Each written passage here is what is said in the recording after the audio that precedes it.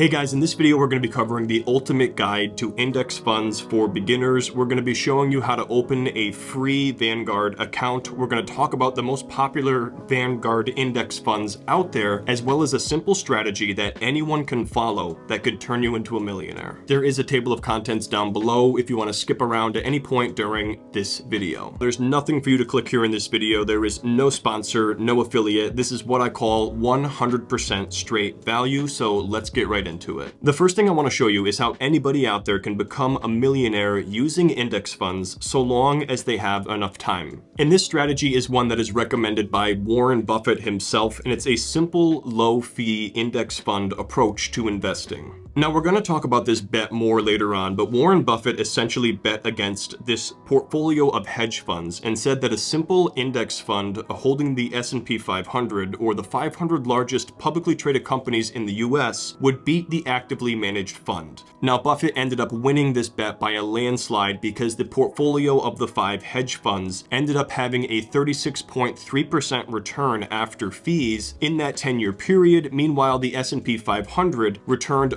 125.8%. We're going to assume that you're investing in a low-fee S&P 500 index fund, just like Warren Buffett is talking about here, and I'm going to show you how that can turn anyone into a millionaire. As we talked about briefly before, the S&P 500 is a piece of the 500 largest publicly traded companies in the US, but this heat map here is a really interesting visualization because it shows you roughly the size that you would have in these companies based on the weight they have in that index. The larger a company is in terms of their total size or market capitalization, the more weight they're going to carry in that fund. That's why you see a much bigger square for companies here like Apple, Microsoft, and Google. And this is what's called a market value weighted index. This is where the allocation within the portfolio is based on the size or value of the company. This is how most index funds are managed and built. Now, looking at an example with a compound interest calculator is the best way to truly understand the potential of passively investing in something like Vanguard index funds. Let's start off by assuming that you have a $0 initial investment, and then as far as your monthly contribution, let's take a look at the average amount that people are spending on their phone bill. And in 2022, the average monthly phone bill was $166 per month. We're going to assume that you're going to be investing that same amount of money into this index fund portfolio every single month.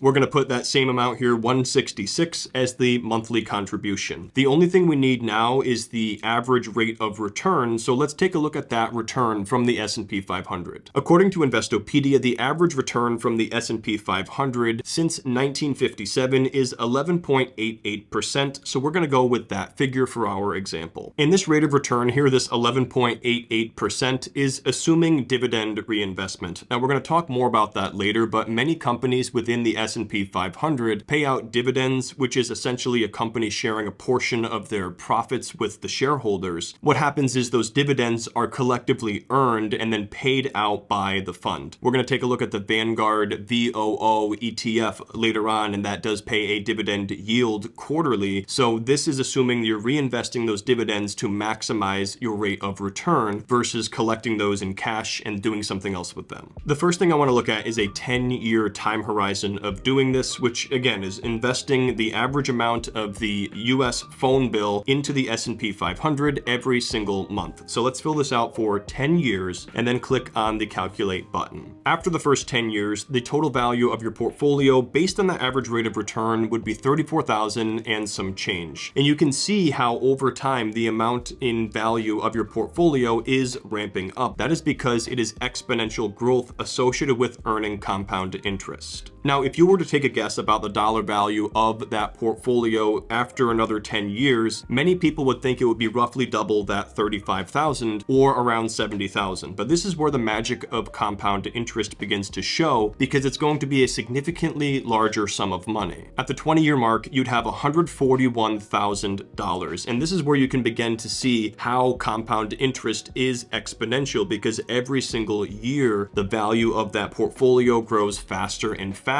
here, and it begins having a lot more to do with the critical mass you've achieved in terms of all of this money then earning that same rate of return, and it has a lot less to do with your continuing contributions. After the 20-year mark, most of the money you would have made, $100,000 of value, would have been gains on just about $40,000 worth of contributions. And at the 37-year mark, that is when you could call yourself a millionaire based on these figures, because you'd have a portfolio of $1,050,000 and some change. And that right there, once again, shows the exponential growth power of compound interest. This is just from simple long-term index fund investing. But I want to talk about two quick things here, and that is taxes on the dividends as well as taxes on capital gains. And we're going to cover the Roth IRA later on, which is a way that a lot of people will dodge these taxes. But what can happen with a portfolio of this size is that you can start having a significant tax burden associated with those dividends that you are earning. Looking at the Vanguard S&P 500 ETF, the 30-day yield has been 1.45% in terms of that dividend. Let's assume you have a $1 million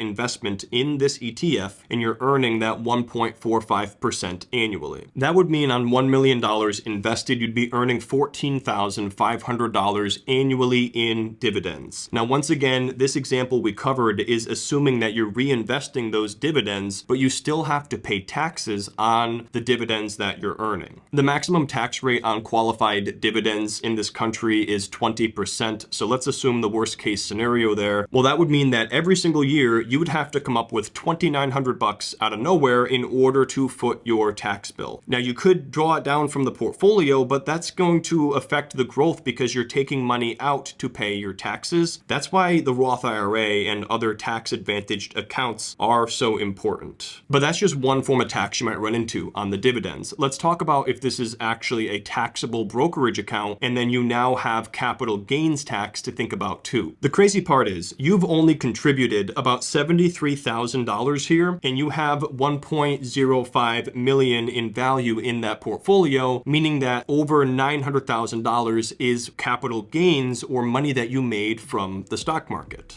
Let's assume for easy numbers' sake you contributed $75,000 and then you got to a $1 million portfolio. That would be $925,000 in capital gains. Now that also caps out at a 20% long-term capital gains tax rate in this country, but this is going to be a much bigger tax bill. So let's go ahead and see what that would be now. And this is coming out at $185,000. I definitely encourage you to follow the strategy of passively investing in index funds, but that's why I want to show you all of this, because you do want to be aware of that potential tax burden you could be setting yourself up with. That's why it's important to stick around to the very end for the Roth IRA discussion. That way you could potentially avoid taxes on those dividends and taxes on those capital gains. But just to cover a few pointers on the Roth IRA, Vanguard has a nice page with information about them. The Roth IRA is a type of retirement account, and in terms of contribution limits, they change every few years. I will show you this year's. Actually, it looks like right here it's $6,500 if you are under 50, and then if you are over the age of 50, the limit is $7,500. And unlike the 401k, which most people are familiar with the Roth IRA, the benefit is at the end versus at the beginning. So you're contributing your post-tax dollars, but if you follow the guidelines of the account over the long run, you don't pay taxes when you draw from the account, and you also wouldn't pay taxes on those dividends that you're earning, and then you can automatically reinvest them without worrying about that tax burden on those earned dividends. And just to show you real quick, here is the phase out and then the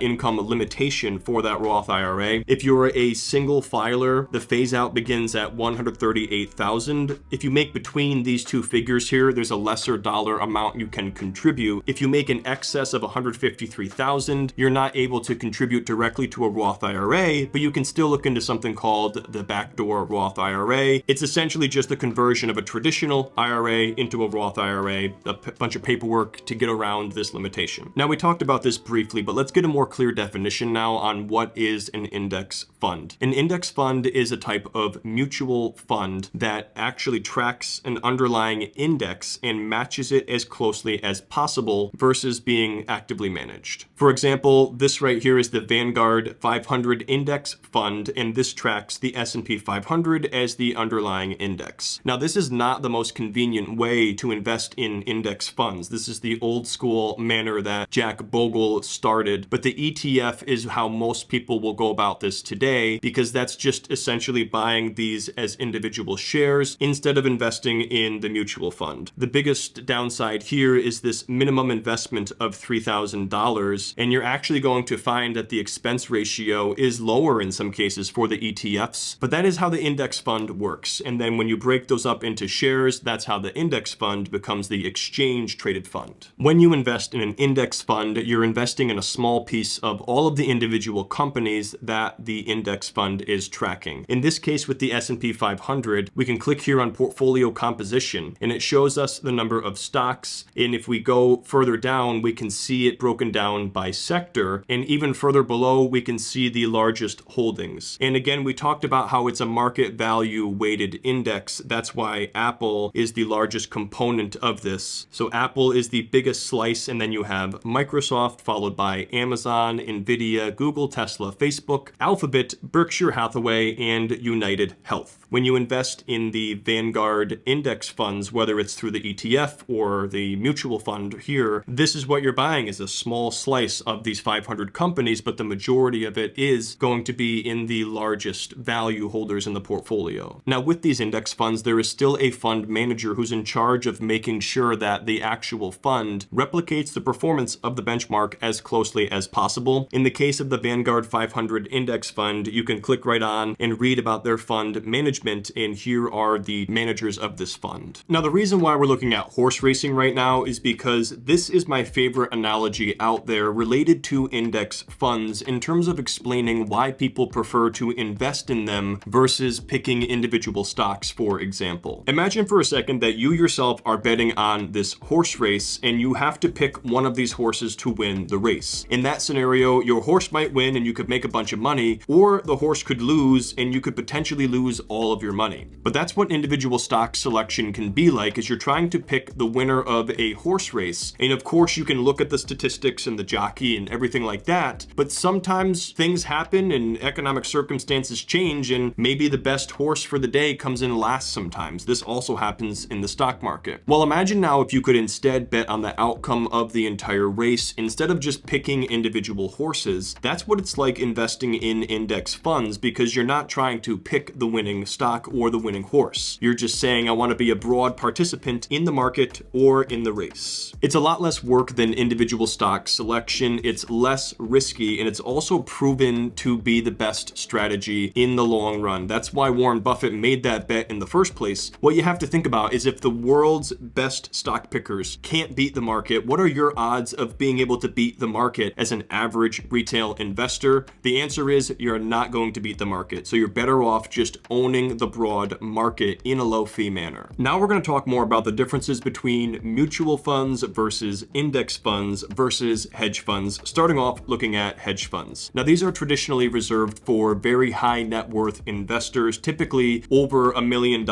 or more can be the minimum to invest in a lot of these hedge funds. These come with some of the highest fees in the industry, with the 2 and 20 fee structure being the most standard. This is where you pay an annual asset management fee of 2%, regardless of the fund's performance. 2% of all assets under management, and 20% of the profits upon exit of the fund. Now, mutual funds are a little bit different than hedge funds because there's not typically those high net worth requirements to begin investing. It's usually a couple $1,000s to begin buying into a mutual fund. Now, this right here is one of the most popular. This is the American Mutual Fund by Capital Group. We're just going to take a look at it just for example's sake and analyze the fees compared to a index fund, for example. This particular mutual fund is quite large. They have $91 billion in assets under management. They have 8 portfolio managers and an expense ratio of 0.58%. Now, that might not sound like a lot compared to that 2% management fee associated with hedge funds, but let's now take a look at the expense ratio associated with an ETF like VOO compared to this expense ratio. For the Vanguard S&P 500 ETF, the expense ratio comes in at 0.03%. When you compare that to the 0.58% with this American mutual fund, that makes this strategy 19 times more expensive than the strategy of that ETF. Now, it is possible for mutual funds and hedge funds to beat the market, but what typically happens is it's not the same ones that are outperforming the market every single year or 5-year period. We're going to touch briefly on the history of Vanguard just because it is important to give John Bogle credit here in terms of his legacy and what he created, because these products did not exist before he created them, as before the mutual funds controlled the entire landscape, and it was customary to pay a 2% management fee to those mutual funds way back in the 60s, 70s, and 80s, for example. John Bogle, this individual right here, had a revolutionary idea of creating an investment product for the shareholders that wasn't necessarily designed for the fund managers. You see, up until that time, the mutual funds were really designed to enrich the fund managers by allowing them to earn that 2% fee no matter what. He was looking to make a product for the people, allowing people to have a much lower cost exposure to diversified investing, and that is where the index fund was born out of. The focus was on minimizing costs and then maximizing returns for investors, and the impact this man has had on the financial landscape is really second to none. As a result, Vanguard has become one of the largest asset managers. I believe they are second only to BlackRock at $7.2 trillion US dollars. At this point, we're going to start looking at some specific Vanguard ETFs, and this is their tool you can use for free yourself. You don't even need to have an account in order to look through their various investment products. If you're looking to use this tool yourself, you can use this section over here to apply filters. For example, right now we're looking at ETFs, but if you wanted to look at those mutual funds as well, you can sort that here. But we are going to be focusing on ETFs as this is the most accessible product for most people. Well, there are 82 different ETFs that are offered by Vanguard, and each of these have a specific focus. For example, VOX is their communication services ETF. This is a sector specific ETF, which means if you wanted to get exposure to one particular segment of the economy, you can do so with a Vanguard ETF. Now, that is not how Warren Buffett recommends investing. His approach is throw it in the S&P 500 and forget about it. Don't even worry about allocating by sector or things like that. But I just want to show you what is available here in case you are interested in a more active management strategy. Below that, we have a couple more of these sector-specific ETFs. This one's consumer discretionary. This one here is consumer staples. And then there are going to be ones that have a particular focus, such as this right here is the dividend appreciation ETF. There's going to be funds that have a specific goal in mind. For example, the Vanguard High Yield Dividend ETF is a popular one for those looking for passive income or cash flows from their portfolio. You can also get global exposure through ETFs, so it's not just the US markets. We're going to show a couple of examples now of what are the most popular ETFs offered on Vanguard. First, we have VTI, which is the Vanguard Total Stock Market ETF. This goes beyond just the S&P 500 and captures the entire domestic stock market. Instead of just investing in the top 500 leaders of the US stock market, this instead invests in the large, medium, and small companies across the entire US stock market. This is going to be a more aggressive or riskier approach, meaning that there is more of a potential for volatility of the portfolio going up and down. And I'm not sure if it pays a dividend, but if it does, it's going to be a lower one based on the fact that it's more focused on growth. But this is one of the more popular ones as it has diversification across the entire US stock market. The expense ratio is also that same 0.03% as you saw with VOO, which we're going to cover next, making this a popular option too as it's extremely low cost. If we take a look here at the portfolio composition, the number of stocks in this fund is quite insane. It's 3,861. So it's quite a bit larger and more expansive than just the top 500 companies.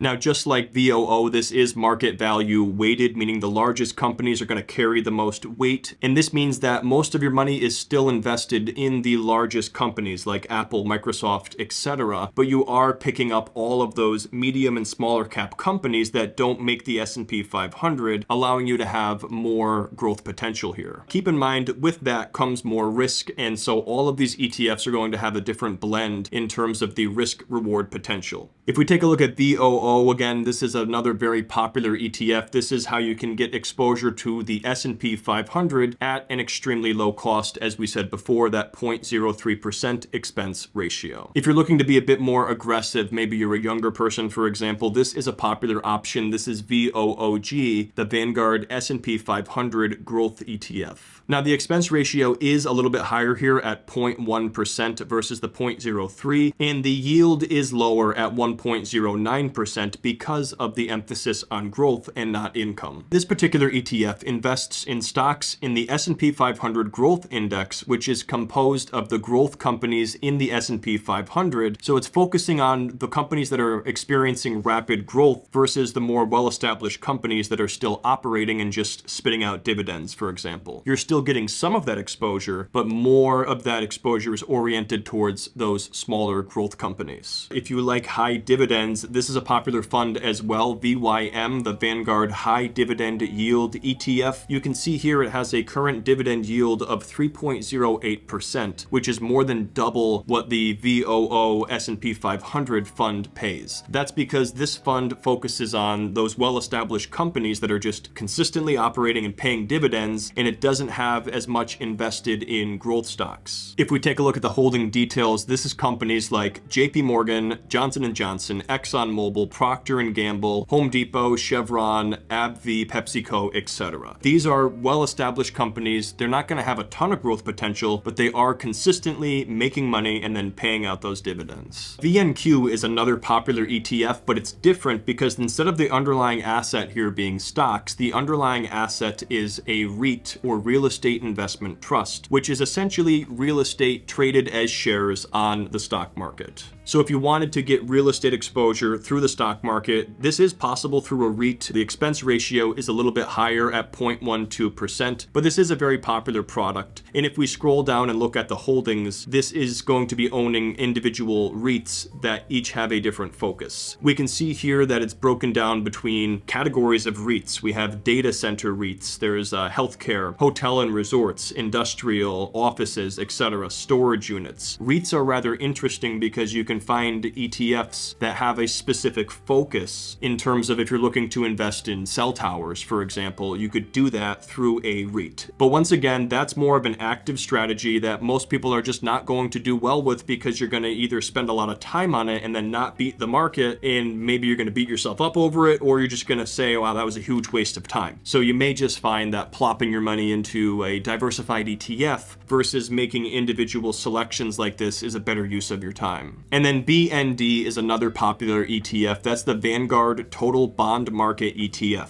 So you can not only get exposure to stocks and real estate, but also bonds through these ETFs. This one here has that same 0.03 expense ratio, and the 30-day yield here is 4.56%, as bonds have become a more attractive investment. Now, when you're building a portfolio of ETFs, it's important to consider your asset allocation. And what we're taking a look at here is a website called bogleheads.org. It is named after John Bogle. That is not coincidental. And we're going to follow their approach here in terms of asset allocation. What this basically means is you don't want to put all of your eggs in one basket in terms of putting all of your money into the US stock market, for example. That's because the stock market has boom and bust cycles. And when there's a big crash, it can be pretty painful. As you get older, you want to put more of your money into safer, more durable investments like bonds. That way, if you do experience a crash, it's not going to wipe out your entire portfolio. And that is through asset allocation how you determine this. If we take the advice here from John Bogle himself, he says roughly your age in bonds makes sense for allocation. So if you were 35 years old, for example, you might want to put 35% of your portfolio into a bond ETF and then 65% of it into a stock ETF.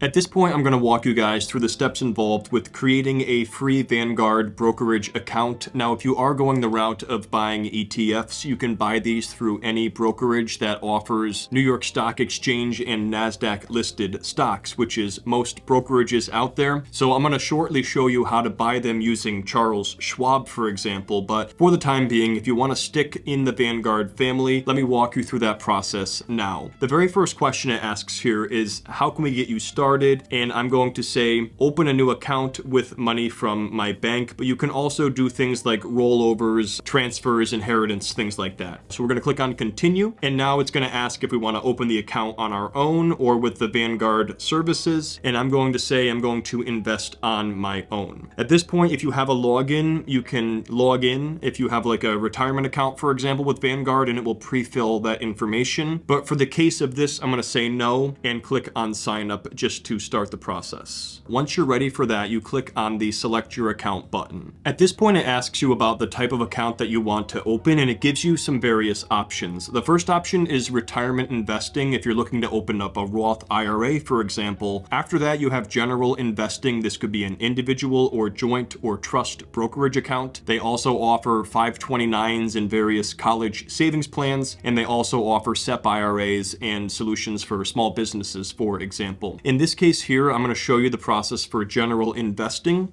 And once we do that, it opens up a window down below where we have various account types. The individual account is for one person, a joint account has 2 adult owners, and then a trust is on behalf of somebody else, like a living trust, for example. We're going to go with an individual investing account. We're going to click on the black continue button. At this point in the application, it asks you for some personal information about yourself. It is going to have to verify your information and get your social for things like tax reporting, but I'm just going to put in some fake information here for demonstration purposes. After filling out our information here, we're going to click on the black continue button, and now it's asking for your primary address, so go ahead and fill that out as well. After you fill out this information, you're going to hit the black continue button once again, and then it's going to ask you to review the entered information for accuracy. If everything looks good, you can click on the black continue button, and at this point it's going to ask you to upload your photo ID for verification. This is as far as I can go with the application, seeing as this is not a real application, but after you upload your ID, it's then going to verify your account, which takes a few business days, and then once you have a fully verified account, you can deposit funds and use the Vanguard brokerage account. But once again, you can buy Vanguard ETFs using any of the major brokerage platforms out there, so this is only if you want to stick within the Vanguard family, for example. Using something like Charles Schwab, we're going to type in VOO and take a look at that Vanguard S&P 500 ETF, and I'm going to show you what steps you would take if you were actually looking to purchase it. So what we're going to type in here is the symbol, which is VOO, and then we have the Vanguard S&P 500 ETF.